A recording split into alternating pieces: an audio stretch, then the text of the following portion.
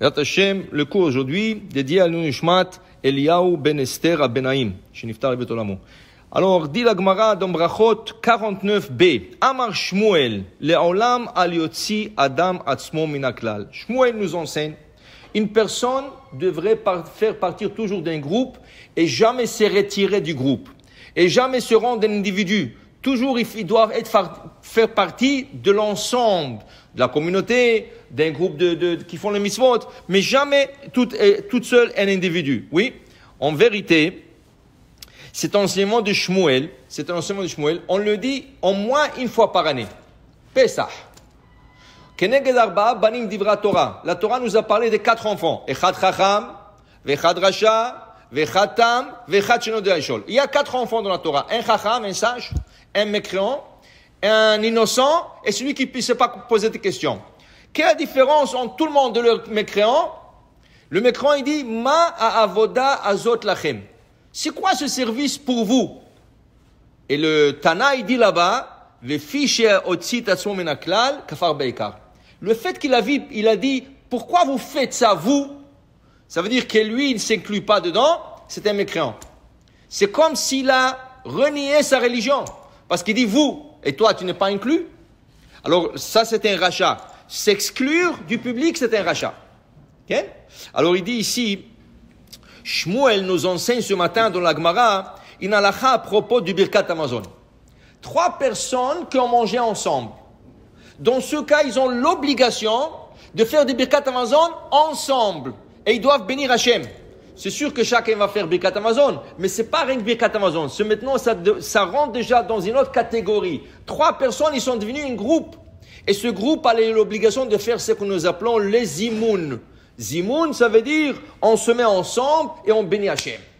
Shmuel nous enseigne, Tnan, Bishlosha, Uvehu, Omer, Barechu.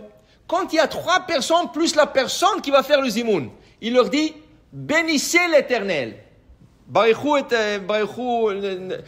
sha'achalnu meshelo. Barechu à celui qu'on nous a donné à manger. Et Shmuel, il dit, non, une seconde. S'il dit Barechu, bénissez, alors il s'est exclu. Alors qu'est-ce qu'il faut?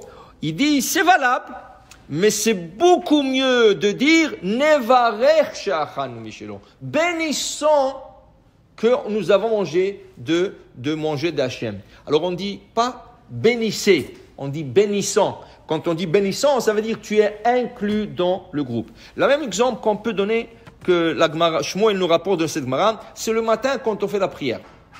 Ou Arvit, c'est la même chose. Juste avant de commencer le Arvit, ou le matin, à la moitié de la prière, il y a un passage qui dit Barichu et Hashem hamevorach. Bénissez l'Éternel le béni.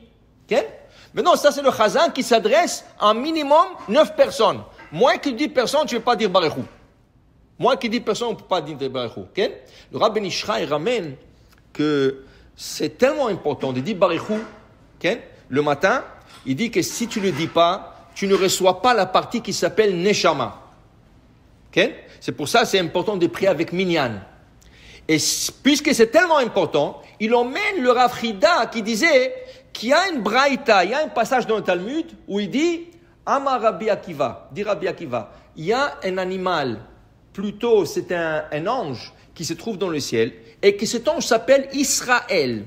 Il se met au milieu du ciel, et il dit, Barechu et Hashem Anvorach, Vechol Gedude Mala, toute la pamalia céleste, tout le groupe céleste, ils se mettent ensemble à dire, Baruch Hashem Anvorach Leolam Vaed. Okay? Alors, en disant cela, tu t'es acquitté de Barechu que tu as raté. Vient le Rav Ovadia Yosef, il dit oui, mais on ne peut pas dire le nom d'Hachem.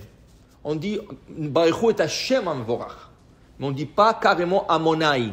On ne peut pas dire le mot Amonai. On dit Barechu et Hashem Anvorach. Ça veut dire que tu peux le dire, mais ce n'est pas tout à fait. C'est mieux d'aller dans un minyan.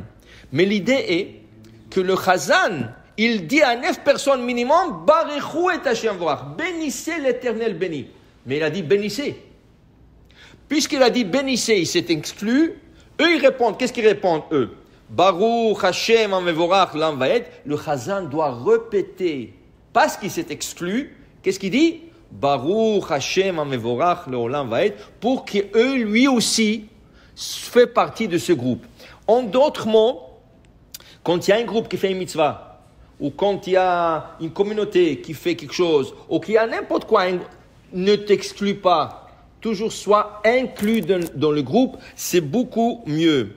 Il dit ici, et la Gemara dit, alors voilà que s'ils sont 6 personnes, Adasara Nechlakim, s'ils sont 6 personnes, dans Birkat Amazon, ils peuvent se séparer. Ça veut dire ils ont 6. Alors tu peux faire 2 groupes de 3. Par exemple, 3 gens sont pressés, alors ils n'ont pas le droit de quitter. La personne qui se trouve dans la présence de 2 personnes, et ils ont mangé ensemble, il n'a pas le droit de quitter, faire Birkat Amazon et à partir. Il est obligé de leur faire. Alors il peut leur demander, s'il vous plaît, vous restez manger, est-ce que vous pouvez répondre le zimoun? Répondez-moi le zimoun, et moi je vais partir. Ouais.